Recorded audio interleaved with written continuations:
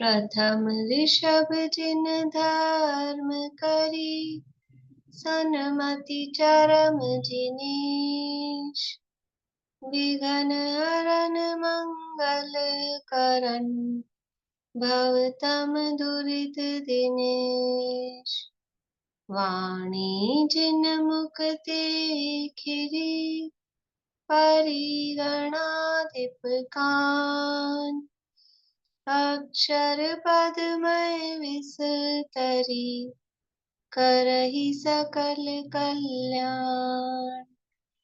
गुरु गणधर गुणधर सकल, प्रचुर परम्पर और। व्रत तप धर तनु नगन तर, वंदो वृष शिरमोर। व्रत तप धर तनु नगन तर, वंदो वृष शिरमोर। त्रिभुवन तिलयं देवं, वन्दितातिभुवनिन्द परिपूज्यं। पूज्यं मणुपेहाओ, भव्यजनानन्द जननीयो। त्रिभुवन तिलक शत इंद्र वंदित, देव श्री अरहंत को। कर नमन कहूँ अनुप्रेक्षाएं, भव्य को सुख कर। कार्तिकेय अनुप्रेक्षा नामक एक ग्रंथ है, कार्तिकेय स्वामी द्वारा रचित। इसके अंतर्गत धर्मानुप्रेक्षा की चर्चा अपनी चल रही है और धर्म बताया है यहाँ पर दो प्रकार का, एक गृहस्थ का और एक मुनिराज का। उनमें से सर्वप्रथम गृहस्थ के धर्म की चर्चा चल रही है और वो गृहस्थ का धर्म भी कितने प्रकार का है, कितने प्रकार का बताया गृहस्थ का धर्म? 12 प्रकार का। 12 प्रकार का। एक विशुद्ध सम्यक दृष्टि और बाकी के 11 जो पंचगुण स्थानवर्ती श्रावक की प्रतिमाएं होती हैं। तो उसमें से कौन से नंबर की चर्चा अपनी चल रही है? 12 में से कौन सी चर्चा चल रही है? दूसरे नंबर की व्रत प्रतिमा की चर्चा चल रही है। 12 में से दूसरा है वो, जिस अतिचार लग रहे, अतिचार वाला। मैंने पूछा 12 वेद जो बताए उन 12 वेदों में से कौन से नंबर की चर्चा चल रही है? बढ़िया, विनितान के 3 उंगली दिखा रहे। तीसरा है ना, पहला तो विशुद्ध सम्यक दृष्टि, दूसरा दार्शनिक श्रावक, तीसरा व्रती श्रावक, तीसरा हो गया ना। 12 में से तो तीसरा हुआ ना। प्रतिमा नहीं पूछ रही हूँ मैं, 12 में से कौन सा चल रहा है। ठीक है, तो जो दूसरी प्रतिमा है व्रत प्रतिमा, और यहाँ 12 जो भेद बताए हैं उसमें से तीसरा भेद व्रती श्रावक। वो व्रती श्रावक दृढ़ चित्त से 5 अणुव्रत और 7 शील व्रत, 3 गुण व्रत और 4 शिक्षा व्रत का पालन करता है। तो यहाँ अणुव्रतों का स्वरूप और स्वरूप के अंतर्गत ही उसके अतिचार और भावना आदि की चर्चा यहाँ चल रही है। कल अपनी चर्चा हो गई थी अहिंसानुव्रत की, पहले हो गई थी, फिर सत्यानुव्रत और अचौर्यानुव्रत की चर्चा यहाँ हो गई थी। अब ब्रह्मचर्य व्रत का स्वरूप कहते हैं। गाथा नंबर 337 है, पेज नंबर 153, 153 पेज नंबर है। गाथा 337, 337 नंबर की गाथा, 337 और 338 पढ़ते हैं गाथा।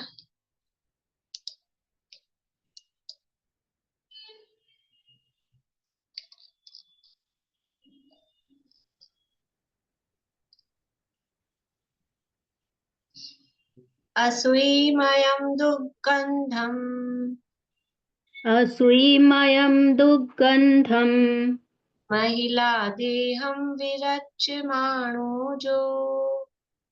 महिला देहं विरच्यमाणो जो।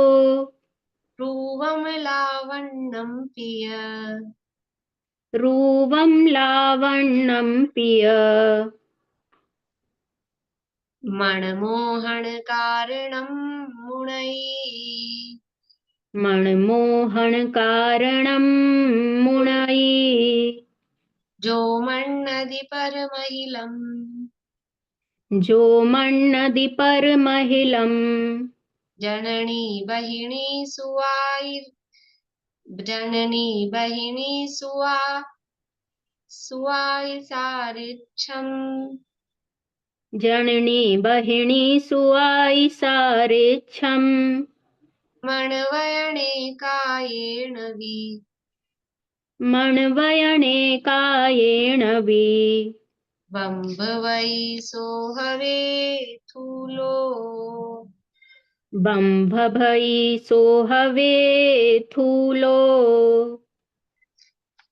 देखो क्या कह रहे हैं, असूयमयम दुर्गंधम, जो कैसा है, अशुचि में, अशुचि गंदगी से भरा हुआ अपवित्र और दुर्गंध युक्त, ऐसा महिला देहम, महिला स्त्री के शरीर से, विरच्यमाणो, जो विरक्तमान यानी उससे विरक्त है, विरक्तमान मतलब विरक्त हो रहा है, जो यानी जो, रूवम लावण्यम पिय, उसका जो महिला देह का जो रूप और लावण्य यानी उसका जो सौंदर्य है, वह मनमोहन कारणम मुनई, उसको मन के वो मोह लेने वाले का कारण मुनई जानता है, समझता है।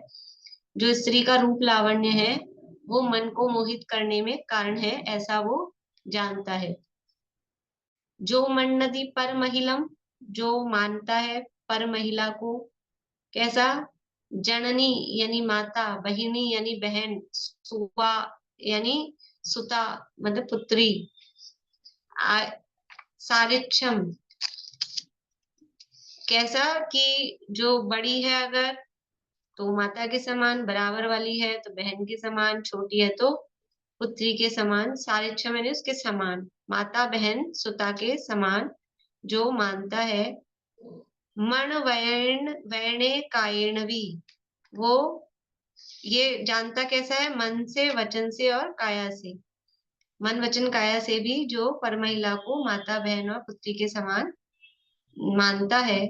बम्भ वही ब्रह्मचारी सो हवे थूलो, वह स्थूल रूप से ब्रह्मचारी होता है, अर्थात ब्रह्मचर्य अणुव्रत का वो धारी होता है। स्थूल का है ना, थूलो, थूलो का मतलब है अणु, अणुव्रत का वो धारी, तो अणुव्रत के धारी को, ब्रह्मचर्य अणुव्रत के धारी को ब्रह्मचारी कहते हैं, इसलिए ब्रह्मचारी वो होता है, ऐसा कहा है। अन्वयार्थ देखिए, जो महिला देहम असूयमयम दुर्गंधम, जो श्रावक स्त्री के शरीर को अशुचिमयी दुर्गंध युक्त जानता हुआ, रूपम लावण्यम पिय मनमोहन कारणम मुनई, उसके रूप तथा लावण्य को भी मन में मोह उत्पन्न करने का कारण जानता है। विरच्यमाणो, इसलिए विरक्त होता हुआ प्रवर्तता है, यानी वो स्त्री के शरीर का स्वरूप जानता है, शरीर का स्वरूप ऐसा है दुर्गंध युक्त और अपवित्र, लेकिन जो उसका रूप सौंदर्य है वो मन में मोह उत्पन्न करता है, इसलिए वो उससे विरक्त होता हुआ प्रवर्तता है। और जो पर महिलम जननी बहिणी सुआ सुआई सारिच्छम मणवयणे कायेण भी मन्नदी, जो पर स्त्री को, बड़ी को माता के समान, बराबर की को बहन के समान, छोटी को पुत्री के समान मन वचन काय से जानता है, सो थूलो बम्भ वही हवे, वह स्थूल ब्रह्मचर्य का धारक श्रावक है। उसमें अपने आता है माता बहन सुता पहचानो, ब्रह्मचर्य के अंतर्गत। तो यानी अन्य स्त्रियों को, पर स्त्रियों को अपनी अनुव्रति है ना, क्योंकि तो अपनी विवाहित स्त्री के अलावा अन्य जो भी स्त्रियां हैं वो माता बहन पुत्री के समान ही उसको दिखती हैं, उनमें किसी भी प्रकार का उसे भोग का भाव या किसी भी तरह अन्य रूप से उसमें रस उसको नहीं होता, उनसे वो विरक्त रहता है। गाथा और पद्यानुवाद पढ़ते हैं। पढ़ दो प्रीति, तुम्हें पढ़ दो गाथा भी और पद्यानुवाद भी। हाँ। असूयमयं दुर्गन्धं महिला देहं विरच्यमाणो जो रूपं लावण्यं पिय मनमोहन कारणं मुनये जो मन्नदि पर महिलं जननी बहिणी सुआई सारेच्छं मणवयणिकायेण वि बंभवै सोहवे थूलो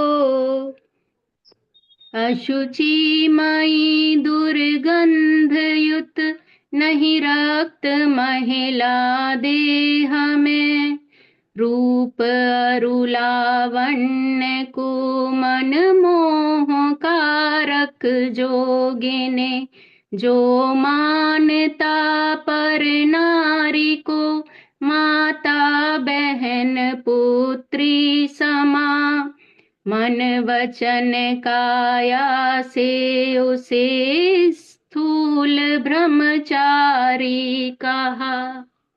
देखो ये जो यहाँ रक्त शब्द है ना, नहीं रक्त महिला दे में, तो रक्त मतलब रक्त यानी खून नहीं है, रक्त यानी अनुरक्त आसक्त, ऐसा भावार्थ। इस व्रत का धारी पर स्त्री का तो मन वचन काय कृत कार्य तन्मोदना से त्याग करता है। इस अब ये यहाँ व्रत की बात चल रही ना, अणुव्रत धारण कर रखा है, ब्रह्मचर्य अणुव्रत, तो पर स्त्री का तो 9 कोटि पूर्वक मन वचन काय कृत कार्य तन्मोदना से वो त्याग करता है, बिल्कुल उसमें दोष नहीं लगाता, और स्व स्त्री में संतोष रखता है, स्व स्त्री रख सकता है। ऐसा नहीं कि पूरा ही मतलब शादी ही ना करे अथवा शादी किया हो तो छोड़ दे, स्व स्त्री में संतोष रखता है। तीव्र काम विनोद के क्रीड़ा रूप प्रवृत्ति नहीं करता है, क्योंकि स्त्री के शरीर को अपवित्र दुर्गंध युक्त जानकर वैराग्य भावना रूप भाव रखता है, और काम की तीव्र वेदना इस स्त्री के निमित्त से होती है, इसलिए उसके रूप लावण्य आदि की चेष्टा को, मन को मोहने का, ज्ञान को भुलाने का, काम को उत्पन्न कराने का कारण जानकर विरक्त रहता है। क्योंकि वो यानी वो समझता है कि ये जो स्त्री का रूप सौंदर्य है, उसकी चेष्टाएं हैं, ये हमें मोहित कर सकती हैं, मोहित कर देती हैं, इसलिए पहले से सावधानी रखता है, वो विरक्त रहता है ज्यादा, इसीलिए उसमें भावनाओं में जो ब्रह्मचर्य अनुव्रत की भावना है, स्त्री राग कथा श्रवण तन मनोहरांग निरीक्षण पूर्वतानुस्मरण विशेष रस स्वशरीर संस्कार त्यागा पंच।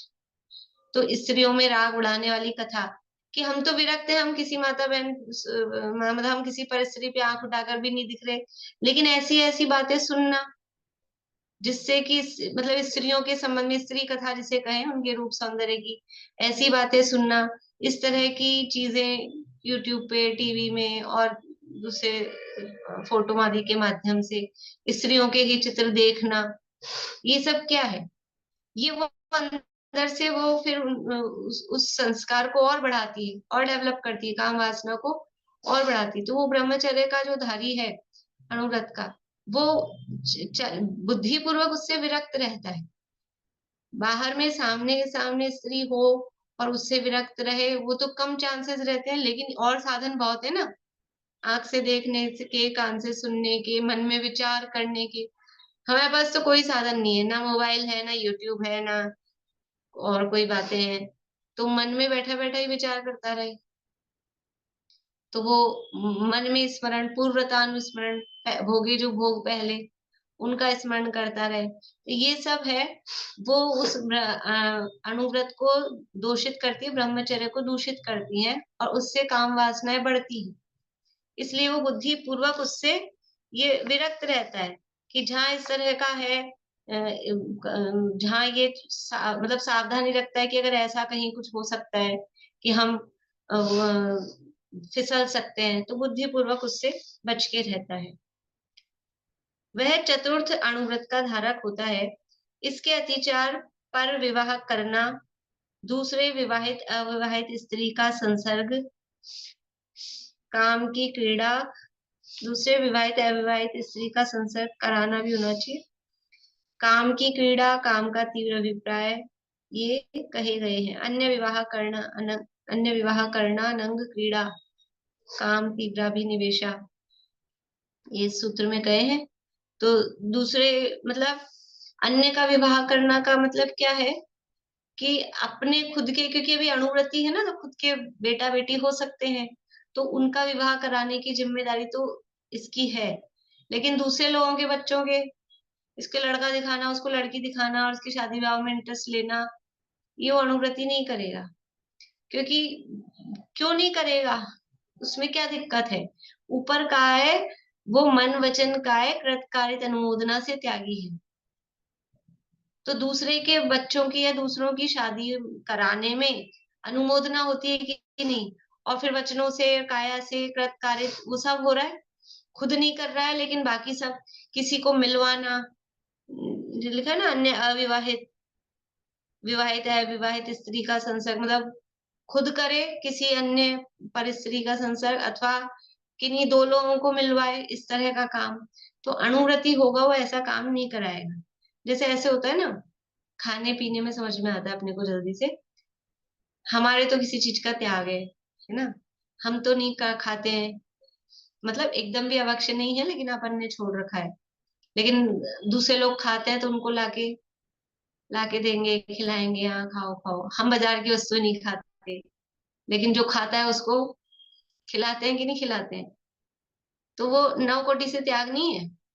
तो जैसे हम ऐसा करते हैं, ऐसे ही ये खुद ने तो ब्रह्मचर्य अनुव्रत ले रखा है, तो खुद तो परिस्त्री का सेवन नहीं करता है या कहीं कुछ ऐसा, लेकिन दूसरों के विवाह करने में, दूसरों को स्त्री पुरुषों को मिलने में लाने में, उसमें इंटरेस्ट लेता है, उसमें उत्साहित रहता है। तो ये उसका अतिचार है, वो नहीं करना चाहिए। नहीं करता है, लेकिन कदाचित कभी ऐसा प्रसंग बनता है तो अतिचार होता है। ये काम का तीव्र अभिप्राय, काम की क्रीड़ा, मतलब अंध भले ही बाहर से ब्रह्मचर्य का पालन कर रहा है, लेकिन मन में बहुत काम की इच्छा वो रहती है, तो वो भी उसके अतिचार के अंतर्गत है। ये स्त्री के शरीर से विरक्त रहना इस विशेषण में गर्भित है। ये जो अतिचार है, तो पहले भी पिछले भी गाथाओं में कहा था, अतिचार उसमें गर्भित है। ये जो कहा है स्त्री के शरीर से विरक्त रहता है, अर्थात वो अतिचार भी नहीं लगाता है, ऐसा। पर स्त्री का त्याग तो पहली प्रतिमा के 7 व्यसनों के त्याग में आ चुका है। पर स्त्री गमन त्याग आया ना 7 व्यसनों में, तो वहां आ चुका है। यहाँ पर अति तीव्र काम की वासना का भी त्याग है। पर स्त्री का वो पर स्त्री का स्थूल रूप से त्याग तो बिना, मतलब अणुव्रती नहीं भी हो, अविरति भी हो, तो भी सामान्य रूप से होता ही है। लेकिन यहाँ तो स्व स्त्री के साथ भी काम तीव्राभिलाषा, उसका त्याग है। स्व स्त्री के साथ भी अत्यधिक तीव्रता, मतलब वो काम वासना वाली बात उसके नहीं रहती है। और पहले, इससे पहले चौथे गुणस्थान में या मिथ्यात्व दशा में भी पर स्त्री का त्याग जो होता है, तो वहां बहुत ही स्थूल त्याग होता है, क्योंकि वहां तो नौ कोटि पूर्वक नहीं होता, पहली बात, जैसे कृतकार्य अनुमोदना। और इसके अलावा भी जो इस तरह की होते हैं कि स्पर्श करना और हाथ मिलाना, या मतलब बैठने के संबंध में और भी जो होती हैं बातें, तो इन चीजों का वहां पे उस रूप से त्याग नहीं होता। पर अगर ये ब्रह्मचर्य अनुव्रत का धारी है, तो वो इस तरह के अतिचार भी नहीं लगाएगा बाहर में भी। इस प्रकार से ये ब्रह्मचर्य अनुव्रत का वर्णन हुआ। अब है परिग्रह परिमाण नामक 5वें अनुव्रत का स्वरूप कहते हैं। गाथा पढ़ते हैं।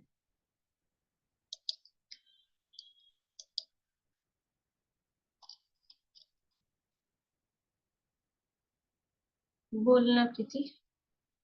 जो लोहम निहणिता, जो लोहम निहणिता, संतोष रसायनेन संतुष्टो, संतोष रसायनेन संतुष्टो, निहणदि तिह्ना दुष्टा, निहणदितिण्हा दुष्टा, मन्नन्तो विनस्सरं सव्व मन्नन्तो विनस्सरं सव्वम् जो परिमाणं कुवदी जो परिणामं कुवदी धन धान सुवर्ण खित्तमायीनम् धन धान सुवर्ण खित्तमायीणम् उभोगं जानिता उभोगं जानित्ता अणुवदं पंचमं तस्य अणुवदं पंचमं तस्य जो लोहम निहनिता जो लोहम यानी लोहा नहीं, लोहम यानी लोभम, लोभ, जो लोभ को निहनिता यानी उसको कम करके क्रश करके लोह कषय को हीन करके संतोष रसायनेण संतुष्टो संतोष रूपी रसायन में संतुष्ट रहता है यानी संतोष धारण करता है। निहणदी तिन्हा दुट्ठा और जो दुट्ठा यानी दुष्ट, तिन्हा यानी तृष्णा है, उसको भी क्या करता है? निहणदी उसका भी नष्ट करता है, नाश करता है। मन्नंतरो मन्नंतो यानी मानता है। विनस्सरम यानी विनश्वर विनाशी, सब्बम यानी सबको। ये जो भी सब है परिग्रह की चीजें धन धान्य आदि, उन सबको विनश्वर मानता है, अपनी कषाय को घटाकर संतोष धारण करता है। जो परिमाणम कुवदी जो परिमाण करता है। धन धान सुवर्ण धन धान यानी धान्य, सुवर्ण यानी सोना चांदी, खित्त यानी क्षेत्र, खित्तम यानी क्षेत्र, आयनम यानी क्षेत्र आदि। उपभोगम जानिता उपयोग जानकर, जितना आवश्यकता है। उपयोग का मतलब जीव का लक्षण वाला उपयोग नहीं, उपयोग का मतलब है अपना आवश्यकता अनुसार उसका उपयोग जानकर वो उसका परिमाण कर लेता है। अणुवदम पंचमम तस्य उसके पांचवा अणुव्रत, कौन सा है पांचवा अणुव्रत? परिग्रह परिमाण अणुव्रत, वो उसके तस्य यानी उसके होता है। अन्व्यात,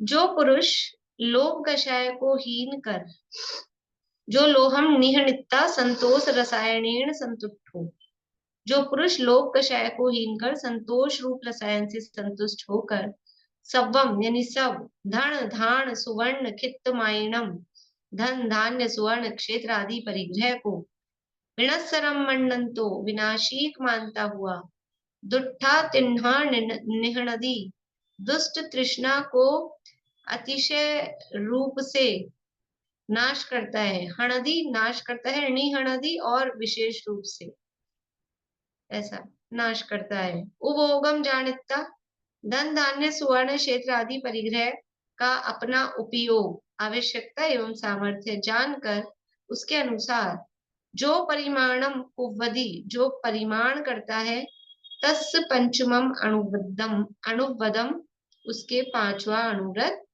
होता है। गाथा और पद्यानुवाद पढ़ो प्रीति। जो लोहम नियणिता संतोष रसायनेण संतुष्टो निहणदि तिन्हा दुट्ठा मन्नन्तो विनस्सरं सव्वम् जो परिमाणं कुवदी धन धान सुवर्ण खित्तमायीणम् उभोगं जानिता अणुवदं पंचमं तस्य जो हीन करता लोभ को संतोष रस से तुष्ट हो, जानता नश्वर सभी को नशे तृष्णा दुष्ट को, धन धान्य कंचन क्षेत्र आवश्यक लगे उन द्रव्य का, परिमाण जो करता वही अपरिग्रही अणुव्रति कहा। भावार्थ, अंतरंग परिग्रह तो लोभ तृष्णा है, उसको क्षीण करता है, तथा बाह्य का परिग्रह परिमाण करता है। देखो परिग्रह परिमाण, तो जो परिमाण है, सीमा, सीमा किसकी बांधी जा सकती है? वो बाहरी परिग्रह की। इतना क्षेत्र रखेंगे, इतना मकान रखेंगे, इतना सोना चांदी रखेंगे। लेकिन अंतरंग परिग्रह का क्या करेंगे? इतना मिथ्यात्व रखेंगे, इतना नहीं रखेंगे, ऐसा कि उसको क्षीण करता है। मिथ्यात्व का तो पूरा ही अभाव होता है, और ये पंचम गुण स्थानवर्ती की बात है तो उसके तो मिथ्यात्व है ही नहीं। और जो कषाय चौकड़ी है, यद्यपि 14 परिग्रह कहे हैं अंतरंग, तो उसमें अनंतानुबंधी आदि रूप से नहीं है, लेकिन अनंतानुबंधी और अप्रत्यख्यान दो कषाय चौकड़ी जन्य जो उसकी तृष्णा है, जो आसक्ति है, वो उसने घटाई है। तो अंतरंग जो तृष्णा है ना, अंतरंग का परिग्रह तो लोभ तृष्णा, तो लोभ घटाया है कि नहीं घटाया? कि इसी को घटना कहते हैं वास्तव में। ये जो हमारे, हम जिसे घटना कह रहे हैं, हमारा तो वो दबता है, वो कभी वो बढ़ा हुआ ही रहता है, उसको तो हम छुपाते हैं खाली ऊपर से। जैसे ऐसे होता है ना घर में कुछ, कहीं कहीं ऐसे होता है कोई चीजें फैली हुई सी है, कुछ अच्छा नहीं दिखता है, तो कोई मेहमान आ रहा है अच्छा, तो अपन ऊपर से अच्छी सी चद्दर वद्दर डाल देते हैं, दिखे नहीं। तो क्या वो गंदगी छुप गई है? मतलब गंदगी नष्ट हो गई है? वो दीवार खराब हो रही थी कहीं, कुछ मान लो अब सीम वीम आ गई थी ना बारिश के दिनों में, तो ऊपर से हमने कुछ अच्छा सा कोई पोस्टर लगा दिया कुछ, तो इसका मतलब वो सही हो गई है क्या? कि अंदर है अभी, लेकिन उसके उसको उसका समझ लो ट्रीटमेंट करा के उस पे कलर पेंट करा दिया, तब वो नष्ट हुई है, वो जो सीम आई है। तो ये पंचम गुण स्थानवर्ती है, उसने दो कषाय चौकड़ी का ट्रीटमेंट करके नष्ट किया है। अनंतानुबंधी और अप्रत्यख्यान वो उसके नष्ट हो गई है, उसने ऐसे छुपाई नहीं है, अच्छे सुंदर तस्वीर लगा के, पोस्टर लगा के, वॉल हैंगिंग लगा के। और मिथ्या दृष्टि क्या करता है? वो अपनी कषायों को ऐसे अच्छी सी ये व्रत की वॉल हैंगिंग लगा के छुपा देता है, तो क्षीण नहीं हुई है, वो तृष्णा अंदर बैठी रहती है। तो असली परिग्रह तो लोभ तृष्णा है, उसको क्षीण करता है। दो कषाय जन्य अभाव हुआ है, और अब जो दो कषाय जन्य बची है, उसमें भी दिन प्रतिदिन वो उससे विरक्त रहता है, आगे की तरफ बढ़ता जाता है, वर्धमान रहता है, तथा बाह्य का परिग्रह परिमाण करता है, और दृढ़ चित्त से प्रतिज्ञा भंग नहीं करता है। वह अतिचार रहित पंचम अणुव्रति होता है। इस तरह 5 अणुव्रतों का निरतिचार पालन करता है, वह व्रत प्रतिमाधारी श्रावक है। इसमें वो अतिचार नहीं बताए। बोली श्लोक सूत्र परिग्रह परिमाण।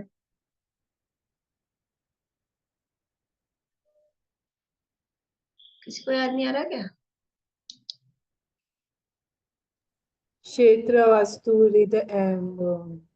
हिरण्य सुवर्ण हिरण्य सुवर्ण धन धान्य दासी दास कुप प्रमाणातिक्रम अतिक्रमा, उसके प्रमाण का अतिक्रम कर देते हैं। जो भी प्रमाण लिया था वो उसको बढ़ा लिया, भूल गए इस तरह से। और इसकी भावना क्या है?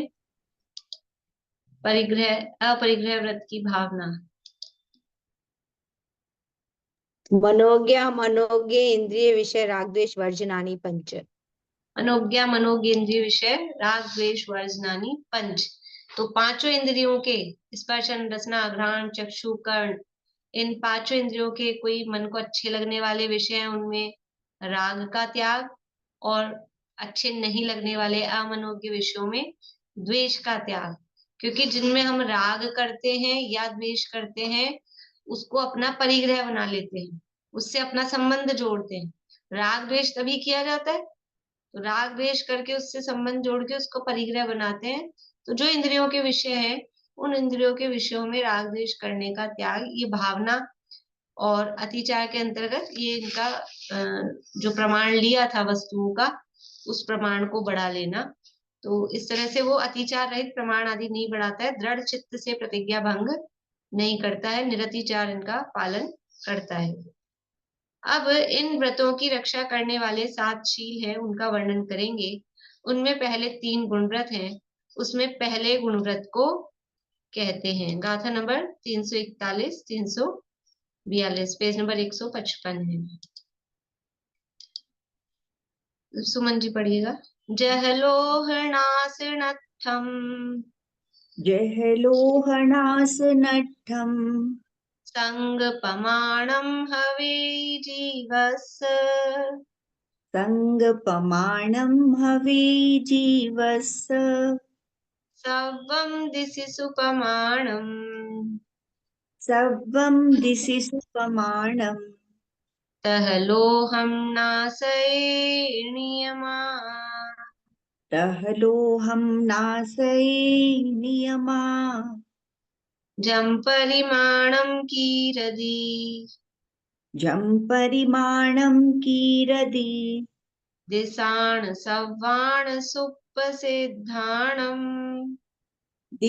दिशान सव्वान सुप्रसिद्धानम् उभोगं जानिता उभौगं जानिता गुणवदं जानतं परमम् गुणवदं जानतं परमम् गुणवदं जानतं परमम् गुणवदं जानतं परमम् जह लोह नाश नट्ठम, जैसे जह यानी जैसे, लोह नाशनत्थम लोभ के नाश के अर्थ, मतलब लोभ के नाश के लिए प्रयोजन से। संग परिमाणम हवे जीवस्य, जीव के संग यानी परिग्रह का प्रमाण यानी प्रमाण, हवे यानी होता है। सब दिशिसु प्रमाणम, सब सबम सब दिशिसु यानी दिशाओं का प्रमाणम यानी प्रमाण, तह यानी उसी प्रकार वैसे ही। लोहम नाशये नियमा, लोभ के नाश के लिए, नियमा यानी नियम से होता है या करता है। जैसे लोभ के नाश के लिए परिग्रह का प्रमाण करता है, जैसे जीव लोभ के नाश के लिए परिग्रह का प्रमाण करता है, उसी प्रकार लोभ के नाश के लिए ही सब दिशाओं का भी प्रमाण नियम से वो करता है। अब कैसे करता है? जम परिमाणम कीरदि, जम परिमाणम कीरदि यानी जो परिमाण करता है, जम यानी जो, परिमाणम परिमाण, कीरदि करता है। दिशाण, दिशाण यानी दिशाओं, दिशाओं का। सव्वाण यानी सब दिशाओं का। कैसे?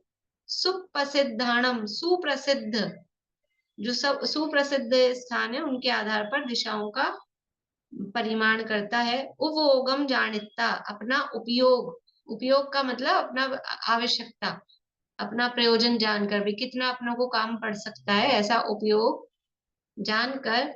गुणवदम जानतम परमम, जान यानी जानो, तम यानी उसके, परमम यानी पहला, गुणवदम गुणव्रत, उसके पहला गुणव्रत जानना चाहिए।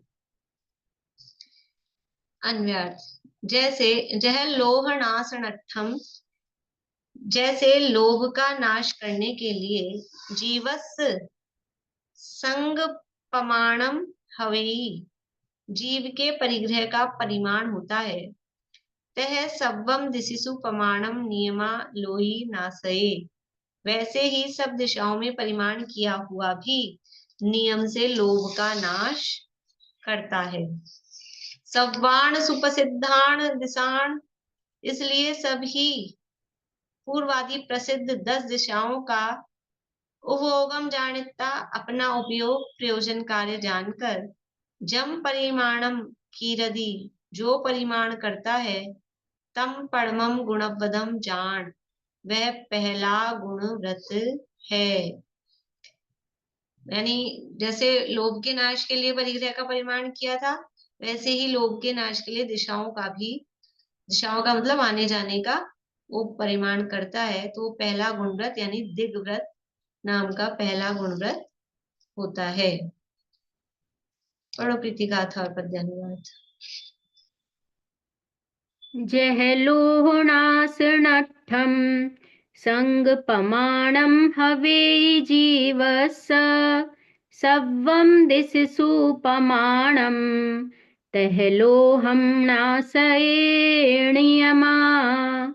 जं परिमाणं कीरदि दिशाण सव्वाण सुप्पसिद्धाणम् उभोगं जानिता गुणवदं जानतं पढ़मम् ज्यों लोभ छय के लिए करते परिग्रह परिमाण को त्यों सब दिशाओं में गमन परिमाण नशे लोभ को जाने प्रयोजन गमन का सब दिशाएं सुप्रसिद्ध जो परिमाण जो करता वही गुणवृत्ति पहला जान लो।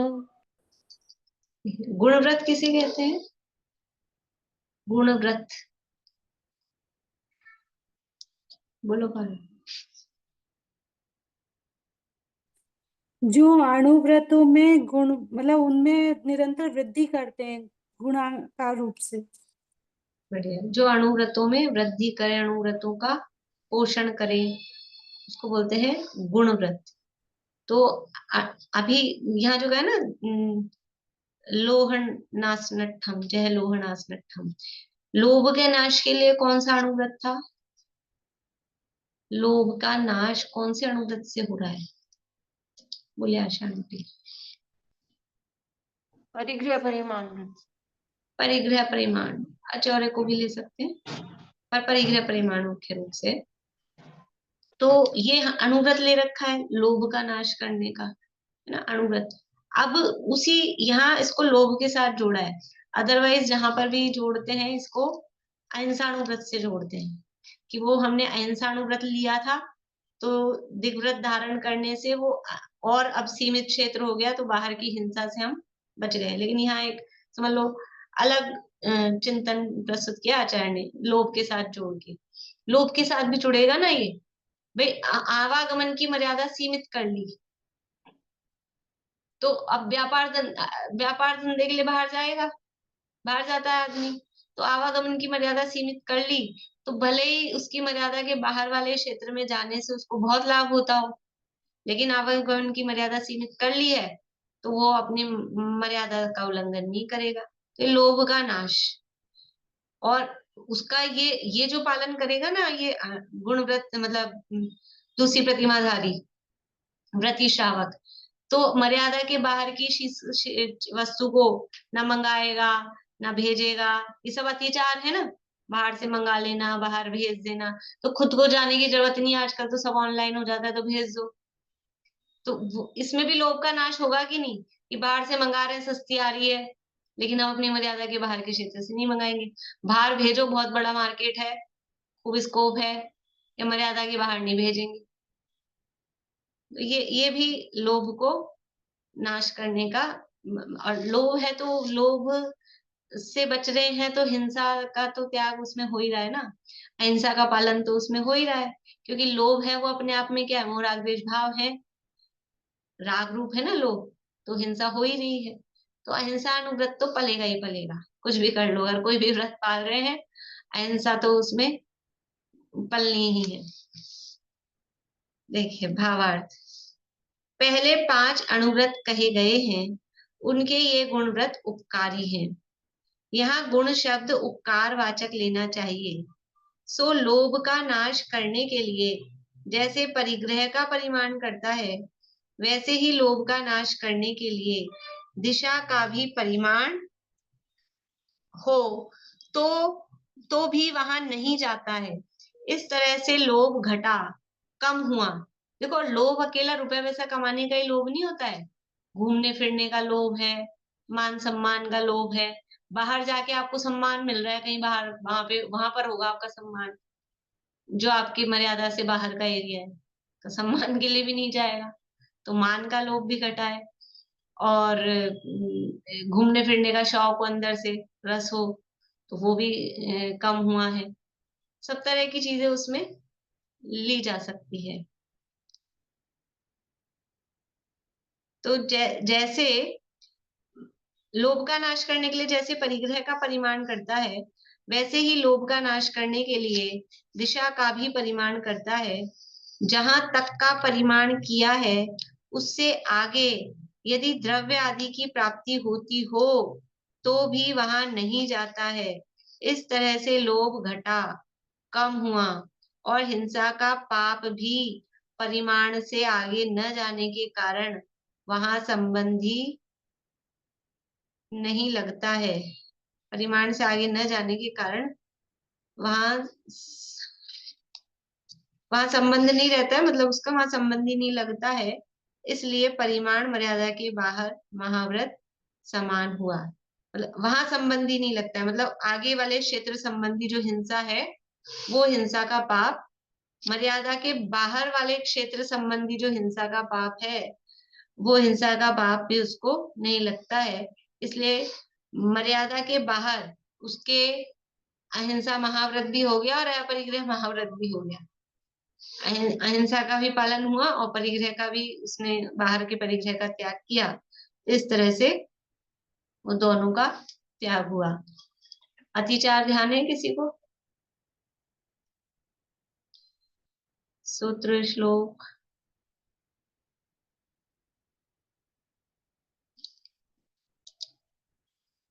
ऊर्ध्वाधः स्त्रिय व्यतिक्रम क्षेत्र वृद्धि स्मृत्य अंतरानानि स्मृत्य अंतराधानानि,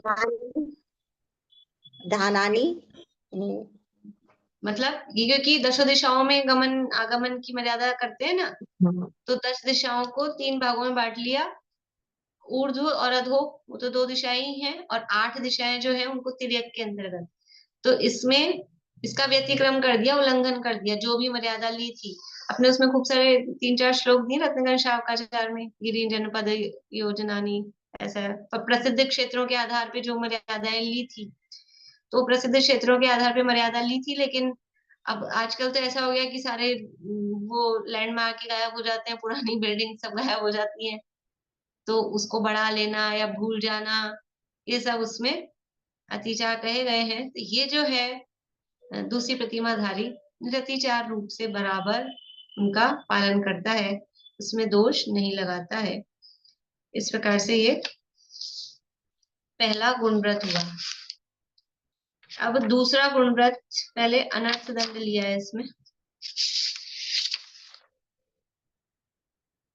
वैसे लिया अनर्थ दंड और भोग परिमाण, देश व्रत को शिक्षा व्रतों में लिया है। चलिए एक गाथा पढ़ लेते हैं, फिर बाकी की चर्चा कल करेंगे। अब दूसरे गुणव्रत अनर्थ दंड विरति को कहते हैं। गाथा पढ़िएगा, कौन पढ़ेंगे पीछे? सरोज आंटी आप पढ़ेंगे पीछे गाथा?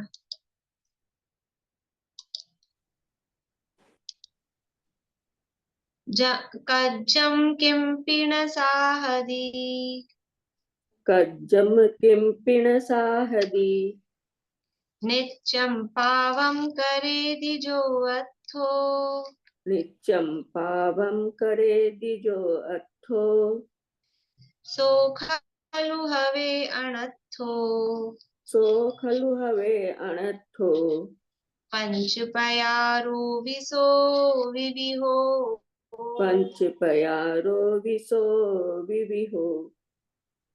कज्जम किम पीण साहदी, कज्जम यानी कार्य, किम यानी कि थोड़ा, पी यानी भी, थोड़ा भी, जो कार्य, न यानी नहीं, साहदी यानी साधता है, जैसे कोई कार्य तो सदता है नहीं, कोई प्रयोजन मतलब नहीं है। नित्यम पावम करेदि जो अथो, और जो नित्यम यानी हमेशा ही या मात्र, पावम यानी पाप करेदी यानी जो केवल पाप ही करता है, जो अथो यानी जो अर्थ या मतलब कार्य के लिए अर्थ दिया है, जो कार्य केवल पाप ही करता है, कुछ काम उससे साहदी सिद्ध नहीं होता है। सो खलु, सो यानी वह, खलु यानी वास्तव में, हवे यानी होता है, अनर्थो वह अनर्थ होता है। वो किसी प्रयोजन का नहीं ना। अनर्थ का मतलब अर्थ यानी प्रयोजन, अनर्थ यानी बिना प्रयोजन, वो बिना प्रयोजन का ही है। पंच प्यारो, 5 प्रकार का, वी यानी वह, वी यानी होता है, मतलब वी तो वैसे है पादपुरुष के लिए, सो यानी वह, विवि हो यानी विविध प्रकार का भी होता है और 5 प्रकार का भी होता है, ऐसा कहा है। वी यानी अथवा या और के अर्थ में ले सकते हैं। पंच प्यारो वी सो विवि हो, वह 5 प्रकार का या अनेक प्रकार का होता है। देखिए अनुयास, जो अथो कज्जम किम पीण सहदी निच्चम पावम करेदी, जो कार्य प्रयोजन तो अपना कुछ सिद्ध करता नहीं है और केवल पाप ही को उत्पन्न करता है।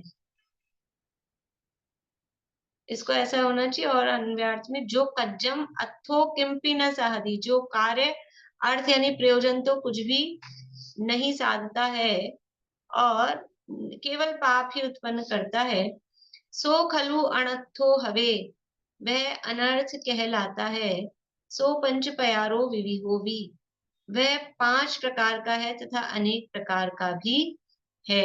5 तो प्रकार बताए हैं, इसके अलावा जो भी कार्य हमारा प्रयोजन नहीं सिद्ध कर रहा है और पाप उत्पन्न हो रहा है उससे, तो वो सब अनर्थ है, बिना प्रयोजन का पाप है। काम कुछ हो नहीं रहा और पाप व्यर्थ का ही लग रहा है, तो फ्री का पाप लग रहा है, इसका मतलब अनर्थ है। गाथा और पद्यानुवाद पढ़ दो प्रीति। कज्जम किंपिण साहदी निच्चम पावम करेदि जो अथो, सो खलु हवे अनर्थो पंच पयारो विसो विविहो, किंचित प्रयोजन सिद्धि नहीं उत्पन्न करता पाप ही, है 5 भेद अनर्थ होता और विविध प्रकार का। भावार्थ, निह प्रयोजन पाप लगाना अनर्थ दंड है। निह प्रयोजन बिना प्रयोजन पाप लगा रहे हैं, वह 5 प्रकार का कहा गया है। अपध्यान, पापोपदेश, प्रमादचर्या, हिंसा प्रदान, दुष्श्रुति श्रवणादि और अनेक प्रकार का भी है। वैसे तो इस पाठ में सब काफी कुछ गर्भित हो जाता है, लेकिन इसके अलावा भी अनेक प्रकार का वो कहा गया है। इस प्रकार से अब इनकी सबकी चर्चा आगे आने वाली है, और अपन पहले पढ़ चुके हैं, छैड़ाला में है और रत्नगंज शावकाचार में पढ़ के आए हैं, तो सरल है बातें। शेष चर्चा कल करेंगे। भाभी, हाँ बोलो। जो दीनता होती है वो भी मान कषाय का ही रूप है क्या? हाँ, दीनता मान का ही रूप है। मतलब वैसे तो जैसे दीनता उसका ऑपोजिट जैसा लगता है ना। मान का अपोजिट जैसा लगता है, लेकिन कषाय के अंतर्गत जब लेंगे तो मान कषाय का ही टाइप है वो। दीनता कब आ रही है कि वो अंदर से एक्चुअल में तो वो मान, मतलब जो भी कहो स्वाभिमान सम्मान अपना वो रखता है, लेकिन उसको उसके हिसाब का नहीं मिल रहा है, तो वो दीनता उसके ला रहा है, इसलिए वो मान का ही रूप है। मतलब दीनता किस में आएगी? दीनता उसमें आएगी जो अपने आप को कुछ लेवल अपना समझता है कि ऐसा मैं हूं, ऐसा मुझे होना चाहिए, लेकिन उस लेवल से लो कुछ काम उसका हो रहा है, तो इसका मतलब है वो ये जो लेवल मान रहा है ये उसका मान है, ये मान का शाय है, और उससे वो लो अपने आप को मान रहा है, इसलिए उसको दीनता आ रही है। तो ये दीनता इसलिए मान का शाय का ही रूप है, क्योंकि उसने ये मान रखा है ना, ये मान अंदर बैठा है, ये उसने अपना एक लेवल मान रखा है, ये मान अंदर बैठा है, लेकिन ये लेवल उसको नहीं मिला, लेवल उसको ये मिला है, तो इस कारण अंदर से वो दीनता फील होती है कि मैं हूं तो ऐसा, लेकिन आज मुझे ऐसा होना पड़ रहा है, तो ये जो दीनता फील हो रही है, इसलिए मान का क्षय का ही रूप है। हाँ, और एक चीज और, जो अपन बोलते हैं कि गुण द्रव्य की सभी अवस्थाओं में पाया जाता है, तो जिसमें जो गुण जिस अवस्था में है, मान लो चीनी में क्रिस्टल पना है तो वो घुल गई तब नहीं है, तो वो उसका गुण नहीं होगा। हाँ, तो क्रिस्टल पना उसकी अवस्था है, फिर वो गुण नहीं है, अच्छा, वो पर्याय है वो मतलब, पर्याय हो गई, वो गुण नहीं रहेगा। जो हमेशा है वही गुण होगा। हाँ। बोलिए। ये जो अहिंसाणु व्रत है सबसे पहला, इसमें मर्यादा वाला भोजन मस्त है ना? मस्त ही है ना? पानी और भोजन। पंचम गुण स्थान में तो मस्त ही है। बिल्कुल यार, अभी तो बात पंचम गुण स्थान की चल रही है। मस्त है इसमें मर्यादा वाला पूरा। चलिए, जिनवाणी स्तुति। कोई बोलना चाहते हैं जिनवाणी स्तुति? बोलिए पूर्णिमा। शेयर करना पड़ेगी।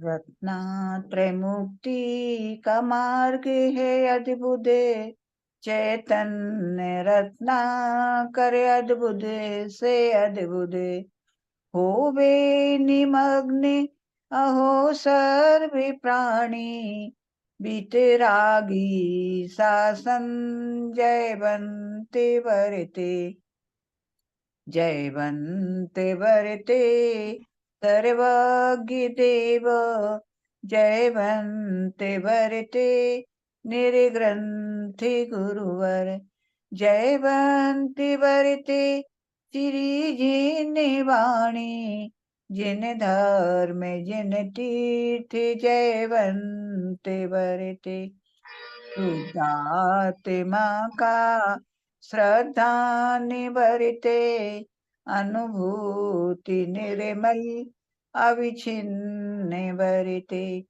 आवागमन से निर्मुक्ति होवे, मुक्ति का साम्राज्य जयवंते भरते, सर्वज्ञ शासन जयवंते भरते, निर्ग्रंथ शासन जयवंते भरते।